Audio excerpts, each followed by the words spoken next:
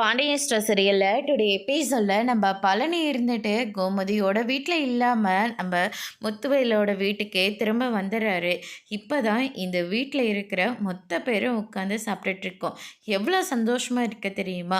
தேவையில்லாமல் இத்தனை வருஷமாக நீ அந்த வீட்டில் இருந்துட்டியடா. என்னடா நீ ஒரு வாய் கூட சாப்பிடாம அப்படியே வச்சு பனைஞ்சிட்டே இருக்க.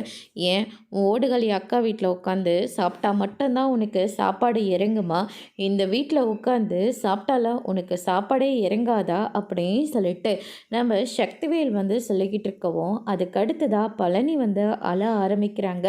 என்ன தம்பி, நல்ல நாள் அதுமா இப்படி அழுந்துட்டுருக்க அப்படின்னு சொல்லிட்டு கேட்கவும், இல்லை நீ என்ன போய் துரோகின்னு சொல்லிக்கிட்டாங்களே, இத்தனை வருஷமாக அவங்க என்னை பார்த்தாங்களே, என்ன அப்படி ஒரு வார்த்தை கேட்க அவங்களுக்கெல்லாம் எப்படி நீ மனசு வந்தது அப்படின்னு சொல்லிட்டு கேட்கவும், பின் என்ன அவங்க அப்படி கேட்காம இருந்தால் தான் அதிசயம். கேட்டாலாம் அதிசயமே கிடையாது. இத்தனை வருஷமாக அந்த வீட்டில் சம்பளம் இல்லாத வேலைக்காரனாக இருந்தீங்க. இப்போ நீங்கள் தனியாக முதலாளி ஆன உடனே அவங்களுடைய சுயரூபலாம் உங்களுக்கு தெரிய ஆரம்பிக்குது அப்படின்னு சொல்லிட்டு சுகன்யா வந்து சொல்லிக்கிட்டு இருக்காங்க. அதுக்கடுத்து தான் முத்துவேல் இருந்துட்டு, நேற்று வந்த பொண்ணுக்கே எல்லா விஷயமும் புரியுது. ஆனால் இத்தனை வருஷமாக நீ அந்த வீட்டில் இருக்கே, உனக்கு ஏதாவது புரிஞ்சுதா? இல்லையே அப்படின்னு சொல்லிட்டு முத்துவேல் வந்து ஒரு பக்கம் சொல்லிக்கிட்டு இருக்காங்க. அதுக்கு அடுத்து தான் வந்து பார்த்திங்கன்னா, நீ இங்கே சாயந்தரமாக கூட சண்டை வந்திருக்கு. உன் ஓடுகளி அக்கா அம்மா கிட்ட வந்து சண்டை போட்டுட்டு போயிருக்கா தெரியுமா? அப்படின்ற மாதிரியே சொல்லிடுறாங்க. காந்திமதி ரொம்பவே வருத்தப்பட்டுட்டு இருக்காங்க. நம்ம பழனிக்கு அவசரப்பட்டு அந்த இடத்துல கடை வச்சிட்டோங்களோன்னு நினைக்கிறேன். மாப்பிள்ளை இருக்கிற அதே இடத்துல நீங்களும் கடை வச்சது ரொம்ப பெரிய தப்பு. கொஞ்சம் யோசிச்சிருக்கலாம் அப்படின்ற மாதிரி சொல்லிக்கிட்டு இருக்காங்க. ஏம்மா, நாங்களும் தான் மில்லு வச்சுருக்கோம். எங்களுக்கு எதிர்த்தாப்புலேயே ஒருத்தன் மில்லு ஓப்பன் பண்ணக்கூட நீ ஏண்டா, நாங்கள் தான் இங்கே மில்லு வச்சுருக்கோமே, நீ எதுக்காக இங்கே மில்லு வச்சுருக்கன்னு அவங்கிட்ட போய் எங்களால் சண்டை போட முடியுமா? இப்போல்லாம் தெருவுக்கு தெரு, ஒரு கடை விட்டு ஒரு கடை எல்லாமே வச்சுக்கிட்டு தாம்மா இருக்காங்க. அந்த பாண்டியனுக்கு எதிராக நம்ம கடை வைக்கக்கூடாதுன்னு யாராவது ரூல்ஸ் போட்டிருக்காங்களா? அப்படியெல்லாம் கிடையாதுமா அப்படின்னு சொல்லிட்டு முத்துவேல் வந்து காந்திமதி கிட்ட சொல்லிக்கிட்டு இருக்காங்க. என்னதான் இருந்தாலையும் அவங்க கடை தெருவிலே பழனிக்கு கடை வச்சது தப்பு தான் நான் சொல்லுவேன் அப்படின்ற மாதிரி காந்திமதி வந்து சொல்லிக்கிட்டு இருக்காங்க. அதுக்கு அடுத்து தான் வந்து பார்த்திங்கன்னா, நம்ம சுகன்யா இருந்துட்டு, மாமா கேட்கணுன்னு தப்பாக எடுத்துக்காதீங்க, அவங்க ஏதாவது பிரச்சனை பண்ணுவாங்களா அப்படின்னு சொல்லிட்டு கேட்கவும், எந்த மாதிரிம்மா பிரச்சனை? இல்லை வியாபாரத்தை கெடுக்கிற மாதிரி ஏதாவது பிரச்சனை பண்ணிடுவாங்களோ அப்படின்ற மாதிரி சொல்லிடுறாங்க. அப்படியே அவங்க பண்ணிடுவாங்களா?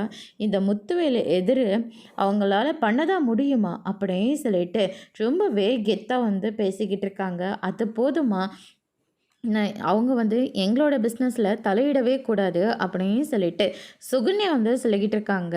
அவங்க பிஸ்னஸ் பக்கமே வரமாட்டாங்க, அப்படி பண்ணாதான் நாங்கள் விட்டுருவோமா அப்படின்ற மாதிரி முத்துவேலும் சக்திவேலும் சொன்ன உடனே சுகன்யா ரொம்பவே சந்தோஷப்படுறாங்க. அதுக்கடுத்து தான் வந்து பார்த்திங்கன்னா, பழனி இருந்துட்டு ரொம்பவே வருத்தப்பட்டு அழுந்துக்கிட்டு இருக்காங்க. ஸோ உடனே குமர்வேல் இருந்துட்டு, இங்கே பாருங்க மாமா, அது ஒன்றும் உங்களுடைய குடும்பம் கிடையாது, அது ஒன்று நிரந்தரமான ஒரு இடமும் உங்களுக்கு கிடையாது, இதுதான் உங்களுடைய நிரந்தரமான வீடு, இங்கே இருக்கிறவங்க மட்டும்தான் உங்களுடைய உண்மையான சொந்தம், சரிங்களா அப்படின்னு சொல்லிட்டு குமரவேல் வந்து சொல்லிக்கிட்டு இருக்காங்க. அதுக்கு அடுத்ததாக வந்து பார்த்திங்கன்னா, எல்லாருமே பழனியை சமாதானம் பண்ணி சாப்பாடெல்லாம் ஊட்டி விட்டுறாங்க. அதுக்கு அடுத்ததாக இந்த பக்கம் நம்ம சரவணன் வந்து பயங்கர கோவத்தில் இருக்காங்க. தங்கமயில் வீட்டுக்கு வராங்க. என்னம்மாம்மா ஒரு மாதிரி இருக்கீங்க, என்னாச்சு அப்படின்னு மயில் வந்து சரவணன் கிட்ட கேட்கவும், அதுக்கு அடுத்ததா எனக்கே எல்லாமே புரியுது, உங்கள் மாமா பண்ண துரோகத்தை தான் உங்களால் தாங்கிக்கவே முடியல. நேற்று வந்து எனக்கே அவர் பண்ணது அவ்வளோ அதிர்ச்சியாக இருக்குது. இத்தனை வருஷமாக நீங்கள் அவர் கூட பேசியிருக்கீங்க, பழகியிருக்கீங்க, உங்களுடைய எல்லா விஷயத்தையும் அவர்கிட்ட நீங்கள் சொல்லியிருக்கீங்க.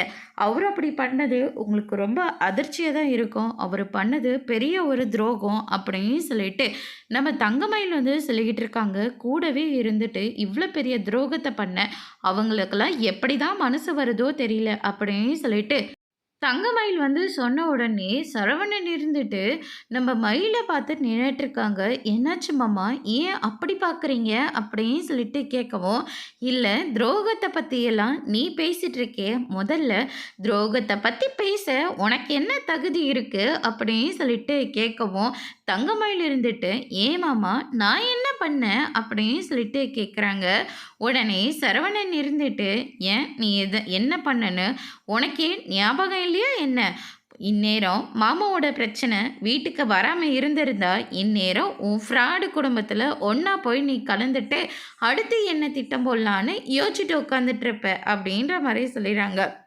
இங்க பாருங்க மாமா, தேவையில்லாம என் குடும்பத்த பத்தியெல்லாம் தப்பா பேசாதீங்க.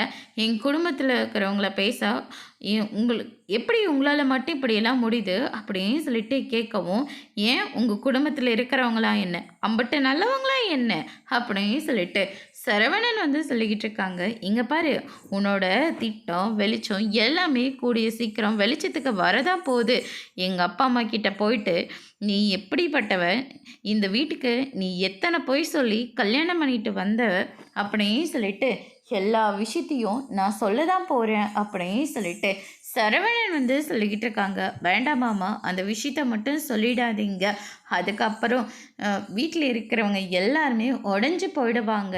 ஏற்கனவே அவங்க ரொம்ப மன கஷ்டத்தில் இருக்காங்க.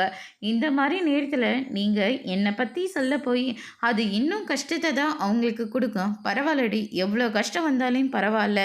ஆனால் ஒவ்வொரு நிமிஷமும் இந்த பொய்க்காரி கூட என்னால் குடும்பம் நடத்த முடியாது." அப்படின்னு சொல்லிட்டு சரவணன் வந்து சொல்லிக்கிட்டு இருக்காங்க. அதுக்கு அடுத்து தான் வந்து பார்த்திங்கன்னா, நம்ம ராஜியும் கதிரும் மீனாவோட வீட்டுக்கு போயிட்டு ரிட்டர்ன் வந்துட்டுருக்காங்க. ஆமாம், இப்போ ஒரு மழைத்துளி மட்டும் விழுந்துச்சுன்னா எவ்வளோ நல்லாயிருக்கும் இல்லை? அப்படின்ற மாதிரி சொல்லிக்கிட்டு இருக்காங்க. மழை வந்துச்சுனாவா? மழை வந்தால் வண்டி ஓட்ட முடியாது. எதிரில் வண்டி எப்படி வருதோ ஏது வருதோ மேலே சேர் அடிச்சிருமோன்னு சொல்லிட்டு பயந்துக்கிட்டு ட்ரை பண்ண வேண்டியதாக இருக்கும். உனக்கு என்ன, பின்னாடி ஜாலியாக உட்காந்துட்டு வரேன், ஆனால் ஓட்டுற எனக்கு தானே நிறைய கஷ்டமோ அப்படின்ற மாதிரி சொல்லிக்கிட்டு இருக்காங்க. அதுக்கு அடுத்து தான் வந்து பார்த்திங்கன்னா, அங்கே புட்டு சாப்பிட்லாமான்னு சொல்லிட்டு புட்டு சாப்பிட்றதுக்காக போகிறாங்க. பருத்தி பால் குடிக்கலாமான்னு சொல்லிட்டு பருத்தி பாலையும் வாங்கி தர சொல்கிறாங்க. அதுக்கு அடுத்து தான் வந்து பார்த்திங்கன்னா, பக்கத்து கடையில் பானிபூரி இருக்குது, அதையும் சாப்பிட்டுட்டு போயிடலாம் அப்படின்ற மாதிரி சொல்லிக்கிட்டு இருக்காங்க. "ஆமாம், உனக்கு வீட்டுக்கு போகிற ஐடியாவே இல்லையா?" அப்படின்னு சொல்லிட்டு கதிர் வந்து கேட்கவும், "வீட்டுக்கா?" அப்படின்னு சொல்லிட்டு ராஜி வந்து ரொம்பவே ஷாக் ஆகுறாங்க. இவனுக்கெல்லாம் ரசனையே கிடையாது அப்படின்ற மாதிரியும் ஒரு பக்கம் திட்டிக்கிட்டு இருக்காங்க. அதுக்கு அடுத்ததான், "உனக்கு என்ன வீட்டுக்கு போகக்கூடாது அவ்வளோதானே? ஐஸ்கிரீம் வாங்கி தரட்டுமா?" அப்படின்னு சொல்லிட்டு கேட்கவும், "ஐஸ்கிரீமா? வாங்கித்தா வாங்கித்தா" அப்படின்னு சொல்லிட்டு ராஜி ரொம்பவே சந்தோஷமாக இருக்காங்க. அதுக்கு அடுத்ததான் இந்த சைடு வந்து நம்ம செந்திலும் மீனாவும் ரொம்பவே ஜாலியாக டிவி பார்த்துக்கிட்டு பாப்கார்ன் வந்து சாப்பிட்டுட்ருக்காங்க. ஒருத்தர் மாற்றி ஒருத்தர் பாப்கார்னை ஒட்டிக்கிறாங்க. நல்ல இன்ட்ரெஸ்டிங்காக இருந்துச்சுல்ல சேனலு அப்படின்னு சொல்லிட்டு மீனா வந்து சொல்லிக்கிட்டு இருக்காங்க. அதுக்கு அடுத்ததாக வந்து பார்த்திங்கன்னா, இப்போவாவது நான் சொல்கிறது உனக்கு புரிஞ்சுதுன்னு நினைக்கிறேன். இதே அந்த வீட்டில் இருந்ததாவது இவ்வளோ நேரம் டிவி பார்க்குறவே கரண்ட் பில் ஆகுதுன்னு சொல்லிட்டு ஆளாளுக்கு மாறி மாறி ஏதாவது ஒரு அட்வைஸ் பண்ணிக்கிட்டே இருப்பாங்க. இவ்வளோ நேரம் தூங்காத, இத்தனை மணிக்கு எந்திரிக்கணும் அப்படின்னு சொல்லிட்டு ஆர்டர் மேலே ஆர்டர்வாக போட்டுக்கிட்டே இருப்பாங்க. ஆனால் இது நம்மளுடைய வீடு, நம்ம எத்தனை மணிக்குனாலும் எந்திரிக்கலாம், எத்தனை மணிக்குனாலும் சாப்பிட்லாம், எத்தனை மணிக்குனாலும் தூங்கலாம் அப்படின்னு சொல்லிட்டு செந்தில் வந்து சொல்லிக்கிட்டு இருக்காங்க. ஆனால் நான் தானே ஆஃபீஸ்க்கு போயிட்டு நீங்கள் சொல்கிற எல்லா வேலையும் செய்யணும், உங்களுக்கு பிடிச்சதெல்லாம் சமைக்கணும், பக்கத்தில் இருக்க கடைக்கு போயிட்டு பால் பேக்கெட் கூட வாங்கிட்டு வந்து தரமாட்டீங்க, நான் ஆஃபீஸ்க்கும் போய் இங்கே இருக்கிற எல்லா வேலையும் பார்க்கணும், அப்போ எனக்கு எவ்வளோ கஷ்டமாக இருக்கும் அப்படின்ற மாதிரி சொல்லிடுறாங்க. அதுக்கு அடுத்ததாக, "நாளையிலேருந்து நானும் உனக்கு ஹெல்ப் பண்ணுறேன்" அப்படின்ற மாதிரி வந்து சொல்லிடுறாங்க. "சரிங்க, நீங்கள் சொல்கிற மாதிரியே நானும் வரேன். நாளையிலேருந்து எண்ணி 1 மாதம் 30 நாள் நான் சொல்கிற மாதிரி என் கூடயே சேர்ந்து வேலை பார்த்தீங்கன்னா, கண்டிப்பாக நீங்கள் சொன்ன மாதிரி நான் இதே வீட்டில் இருக்கேன். அப்படி இல்லை, நான் எந்த வேலையும் செய்ய மாட்டேன் நீங்கள் சொன்னீங்கன்னா, அடுத்த நிமிஷமே நம்ம அந்த வீட்டுக்கு போயிடலாம்" அப்படின்னு சொல்லிட்டு மீனா வந்து செந்தில்கிட்ட சேலஞ்ச் பண்ணுறாங்க. செந்திலும் மீனா சொன்னதுக்கு சேலஞ்ச் பண்ணுறாங்க.